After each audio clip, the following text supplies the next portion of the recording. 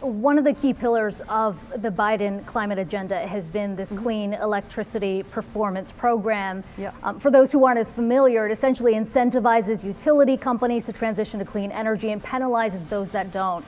Is that still on the table in discussions right now? Well, it seems pretty clear that there are folks that disagree with the clean electricity performance plan.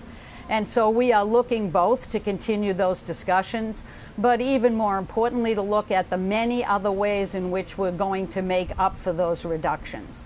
So we have a lot of ways to get over the finish line. Look, the president has committed to achieving net zero by 2050, to achieving clean electricity by 2035, and to recognize our commitment we have made on a nationally determined contribution to achieve a 50 to 52% reduction in our emissions by 2030. This is going to be done. We're going to move forward with the kind of investments that are going to make that happen. And while the CEPP was a really exciting opportunity, there are many others available to us. So no matter how you cut it, there are pathways to achieve these kind of reductions, and we're going to make them happen. So how do you get to that goal of decarbonizing the power grid by 2035 without CEPP?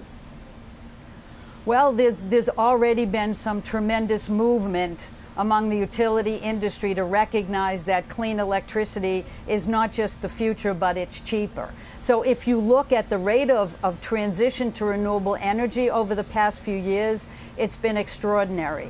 So our task is to move forward and accelerate that. There are tax credit opportunities in this package that are going to do just that. So we have to look at those opportunities and also recognize that in 2020, the fastest growing sector of electricity generation was solar.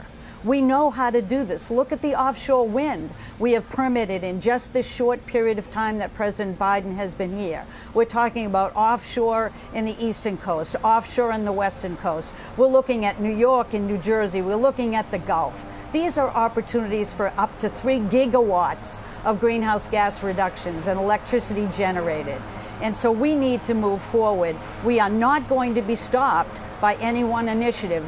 It is jam-packed with ideas that recognize that we have a clean energy future. Just look at what it means to work with the automakers and the auto workers to come to an agreement that electric vehicles are going to be 50% of our car sales by 2030.